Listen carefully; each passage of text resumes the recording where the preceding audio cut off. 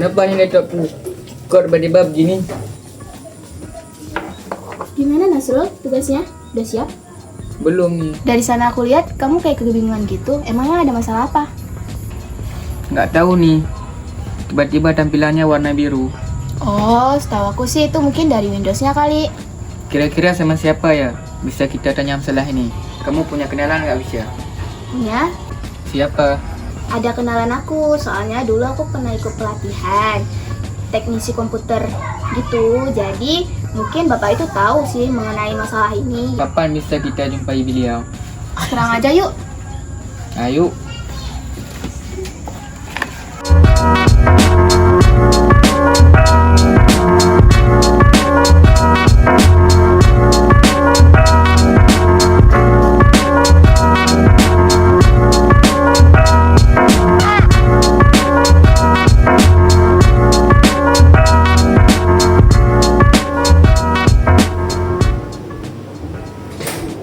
Assalamualaikum. Waalaikumsalam. Gimana kabarnya Bisa? Alhamdulillah baik. Bapak sendiri gimana? Alhamdulillah sehat. Ada yang bisa Bapak bantu? Jadi gini, kemarin kami lagi buat tugas kuliah. Terus laptop teman saya tuh tiba-tiba layarnya blue screen gitu Pak. Kira-kira penyebabnya apa ya? Oh, boleh Bapak cek dulu nggak? Oh boleh. Coba dikasih lihat sama Bapak mungkin.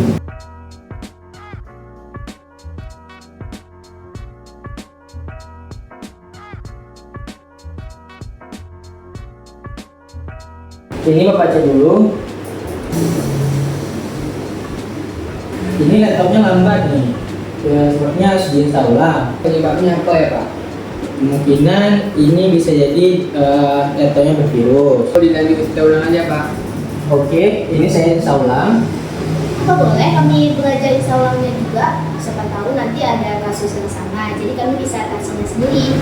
Halo teman-teman, hari ini kita akan melakukan instalasi software pada laptop Asus X455L. Nah, untuk melakukan instalasi, teman-teman cukup menggunakan alat berupa flash disk yang berisi ISO Windows dan aplikasi yang umum digunakan. Langkah pertama yang perlu dilakukan adalah mengunduh file ISO Windows 10 dari situs resmi Microsoft. Untuk memulainya, buka halaman resmi unduhan Windows 10 Disk Image. Setelah halaman tersebut terbuka, Anda akan melihat opsi untuk memilih versi pembaruan terbaru, yaitu Windows 10 2023 Update version 22H2. Pada bagian di bawah tulisan Select Edition, pilih opsi Windows 10 atau Multi Edition ISO untuk mendapatkan versi lengkap yang sesuai dengan kebutuhan berbagai jenis perangkat. Setelah memilih edisi tersebut, klik Confirm untuk melanjutkan proses. Langkah berikutnya adalah memilih bahasa produk pada bagian Select the Product Language. Di sini, pilih bahasa English United States sebagai bahasa utama yang akan digunakan. Kemudian klik tombol Confirm sekali lagi. Karena instalasi Windows 10 yang akan dilakukan menggunakan arsitektur 64-bit, pilih opsi 64-bit, download pada langkah terakhir. Setelah memilih opsi ini, proses pengunduhan file ISO akan dimulai. Tunggu hingga proses pengunduhan selesai. Setelah file ISO Windows 10 berhasil diunduh, langkah berikutnya adalah mempersiapkan media instalasi menggunakan perangkat USB. Untuk itu, kita memerlukan aplikasi khusus yang dapat membuat USB menjadi bootable. Salah satu aplikasi yang direkomendasikan adalah Rufus. Langkah pertama adalah mengunduh aplikasi Rufus. Caranya sangat mudah. Cukup buka situs Rufus, ketik Rufus, kemudian buka situs.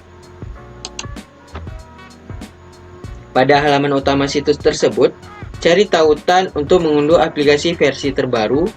Pastikan Anda memilih versi yang sesuai dengan sistem operasi komputer Anda. Biasanya versi terbaru sudah mencakup pembaruan yang diperlukan untuk memastikan kompatibilitas dengan berbagai perangkat dan sistem. Di sini saya menggunakan Rufus 4.6. Kemudian klik tombol unduh dan tunggu beberapa saat hingga file installer Rufus selesai diunduh. Setelah selesai, pastikan Anda menyimpan file tersebut di lokasi yang mudah diakses, seperti folder download atau desktop agar proses instalasi selanjutnya dapat dilakukan dengan cepat. Rufus akan menjadi alat utama yang kita gunakan untuk mentransfer file ISO Windows 10 ke USB dan membuatnya siap digunakan sebagai media instalasi. Setelah aplikasi Rufus berhasil diunduh, langkah berikutnya adalah membuat USB portable menggunakan aplikasi tersebut. Pertama, sambungkan flash disk ke komputer kita, lalu buka aplikasi Rufus. Di sini, saya menggunakan flash disk dengan kapasitas 16 GB.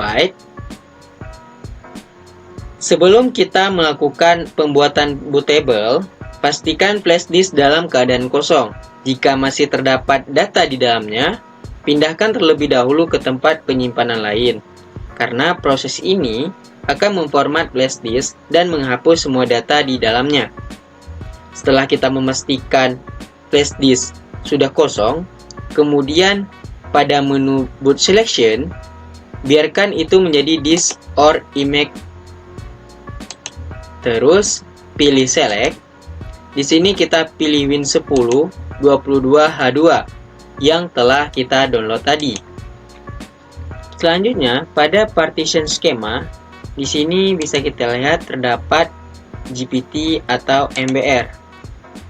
Nah, untuk melihat partition schema yang ada pada komputer kita, itu bisa melalui disk PC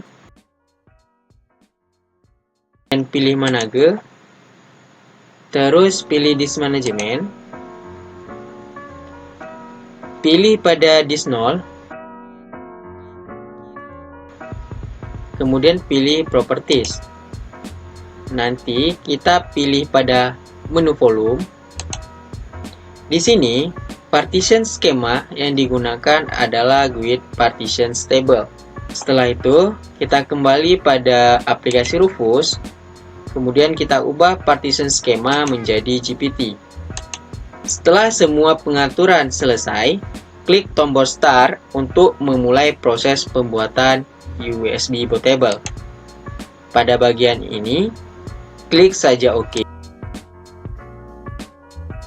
Tunggu hingga proses selesai, yang biasanya memakan waktu sekitar 10-15 menit, tergantung pada kecepatan perangkat kita. Setelah selesai, USB kalian siap digunakan sebagai media instalasi Windows 10.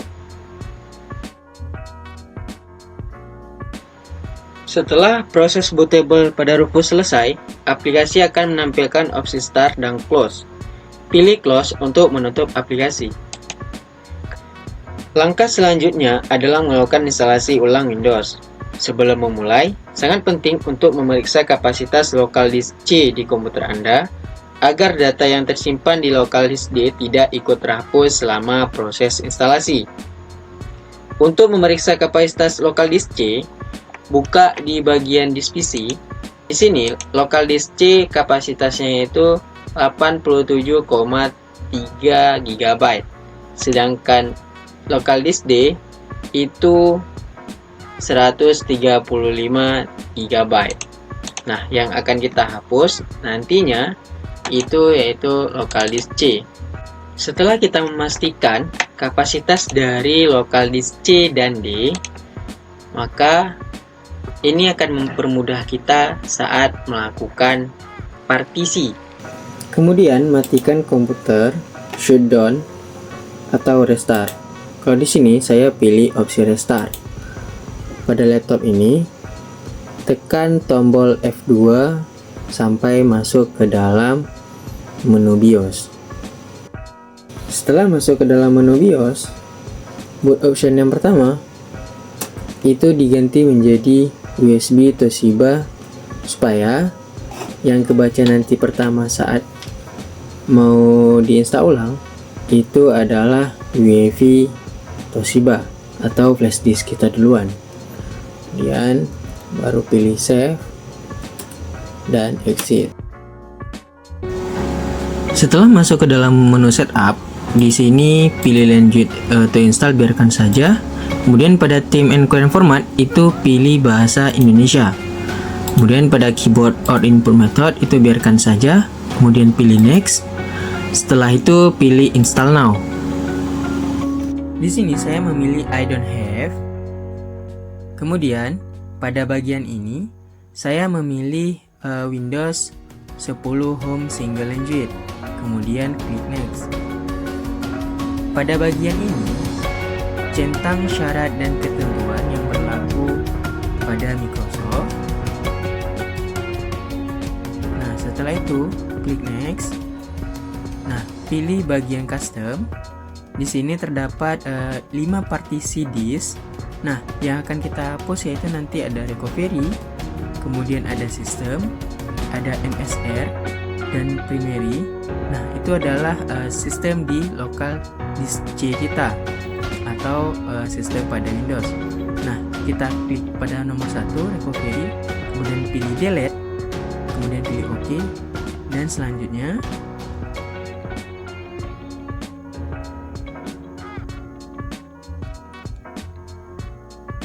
setelah kita melakukan penghapusan pada local disk C kita, kemudian kita pilih new, apply, dan pilih OK. Setelah itu klik next. Pada bagian ini kita tunggu beberapa menit. Biasanya waktu yang diperlukan yaitu sekitaran 15 menit atau sampai 30 menit.